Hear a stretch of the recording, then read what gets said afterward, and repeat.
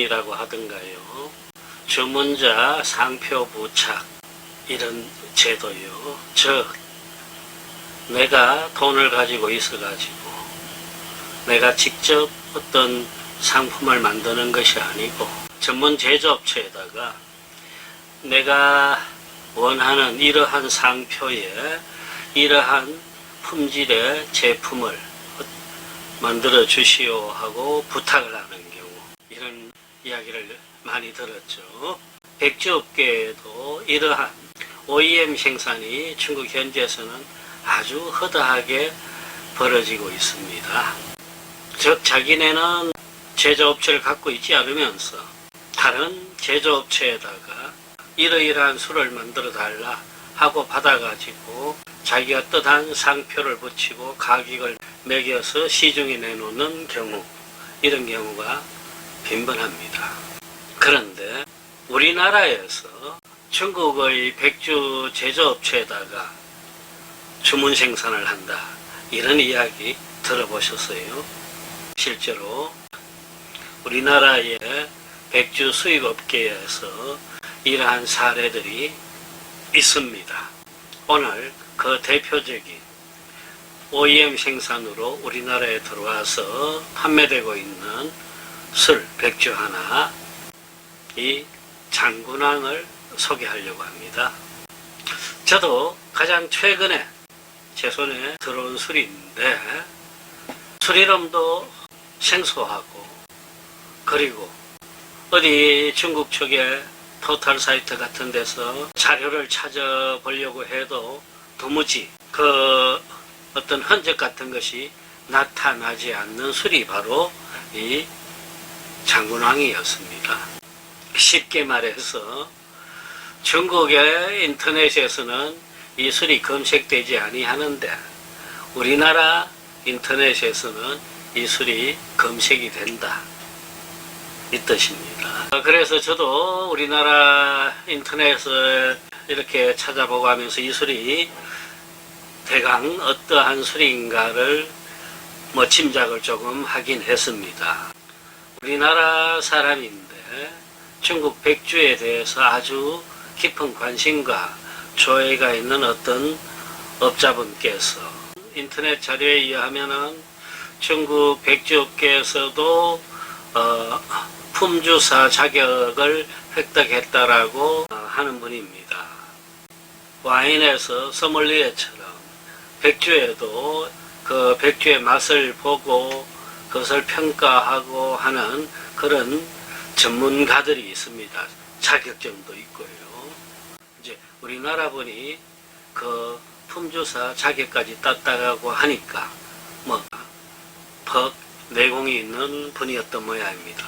아무튼 그분이 중국의 백주업체에다가 이러이러한 술을 만들어 달라, 그 술은 중국 백주 시장에다가는 내놓지 않을 테고 한국 국내 시장에만 유통시키겠다, 아마 그러한 내용으로 생산돼서 국내에 수입된 술이라고 소개되고 있습니다.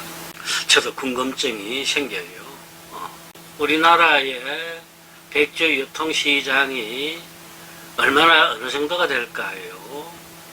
그리고 그 소비자는 얼마나 층이 두터울까요? 그리고 그 중국의 숱한 술들이 우리나라에 지금 들어오고 있는데 그 경쟁이 가능할까요? 이런 궁금증들이었습니다. 아무튼 이 술이 국내에 처음 선을 보인 것이 한 2, 3년 전인 것 같습니다.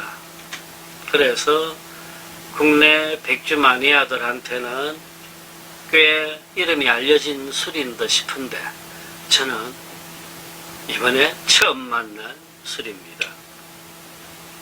술병을 한번 자세히 살펴봤습니다.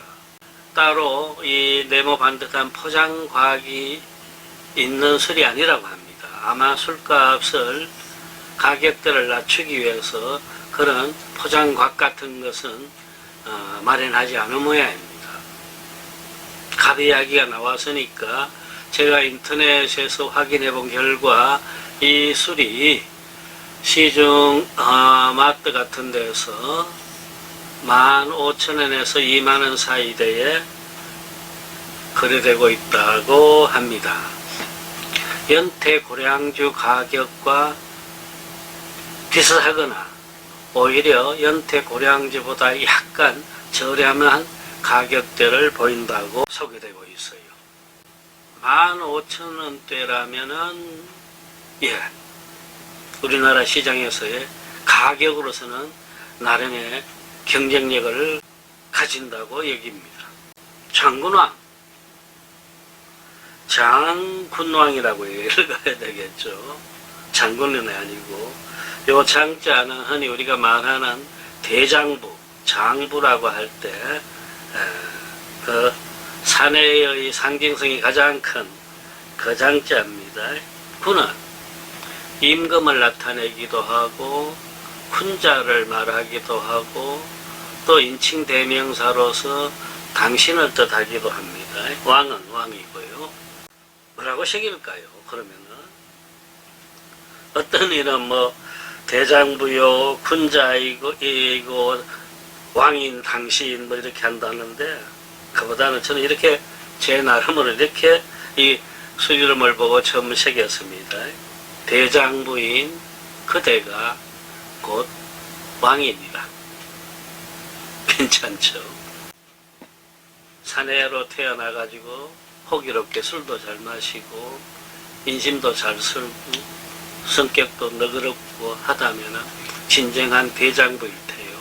그는 오늘날의 대왕과 다를 바 없다. 뭐 이런 뜻이라고 봅니다. 그리고요, 52도구 농향이라고 표시되어 있습니다. 그리고 제가 자세히 살펴봤습니다. 주소지를. 그랬더니 이 술의 주재료는 고량, 수수주, 대미, 쌀입니다. 유미, 찹쌀입니다. 소맥, 밀입니다. 옥미, 옥수수입니다. 여기도 이런 오곡을 주원료로 하고 있네요. 창지, 창은 공장이란 뜻이죠. 이 술의 공장의 주소가 어디냐 했더니 사천성 공례실 이렇게 되어 있습니다. 총라입니다. 사천성의 성도인 청두에서 그 교회 쪽에 뭐 1시간 거리밖에 안 됩니다. 나오면은 총라이라는 작은 교회 도시가 있습니다. 여기서 나오는 유명한 술이 금육복이 있고 문군주가 있습니다.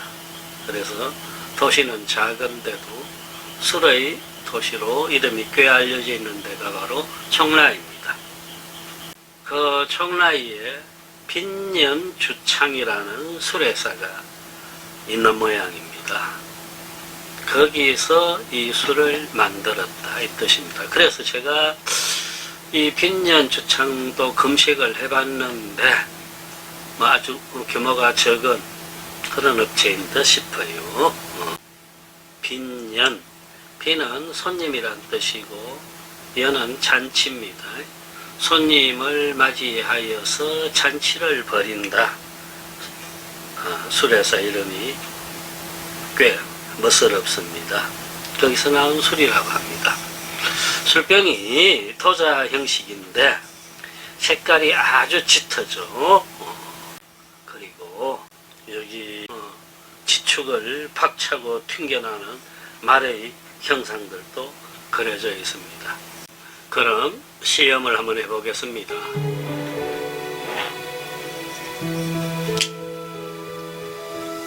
제가 여태껏 숱한 중국 백주를 소개할 때 대부분 술들은 제가 이전에 몇 번 마셔봤거나 또는 사전에 제가 먼저 몇 잔 마셔보고 그 다음에 여러분들한테 제 느낌을 전한 경우가 많습니다만 이 술은 정말로 오늘 처음 만난 술이요.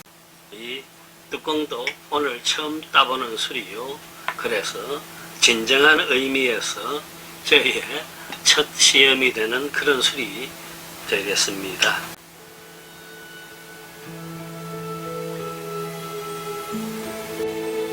저도 궁금하고 흥미롭습니다.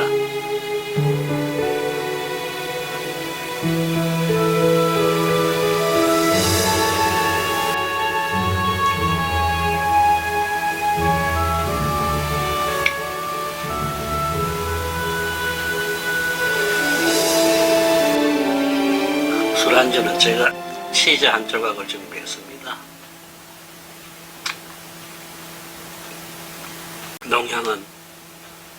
농향이네요.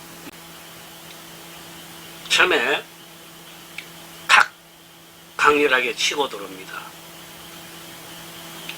이내 무슨 가시가 있는 듯이 예리한 맛이 혀 양옆으로 팍 퍼지면서 찔러줍니다.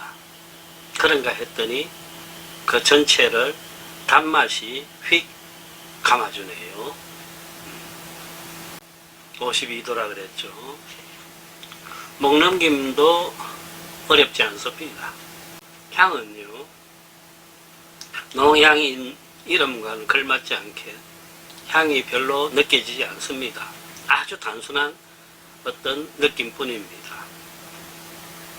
오히려 이것이 중국의 짙은, 기존의 중국 백주의 짙은 향에 거부감을 느꼈던 분들한테는 이것이 오히려 장점이 될 수도 있을 듯 싶습니다.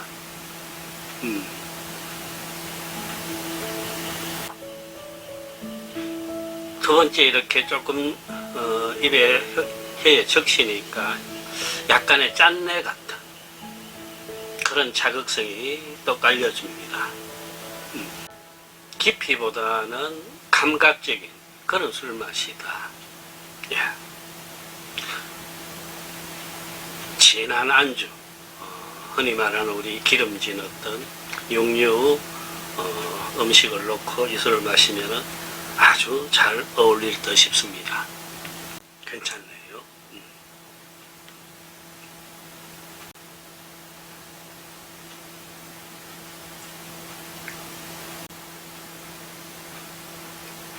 강렬하고 예리한데도 불구하고 그것이 마치 박하 향처럼 입안에서 확 번져주는, 퍼져주는 그런 느낌. 그리고 쓴맛이 있어요. 쓴맛을 뒤에서 이렇게 눌러주고 있는 그 단맛, 이런 것까지가 제대로 제 느낌에는 그래요. 사천성 농향술의 어떤 전범 같은 그런 느낌까지 주고 있습니다. 그동안 저보다 훨씬 먼저 이 술을 만나가지고 이 술의 맛에 빠졌던 마니아들도 많을 듯 싶습니다. 금세 취기가 올라옵니다. 좋아요.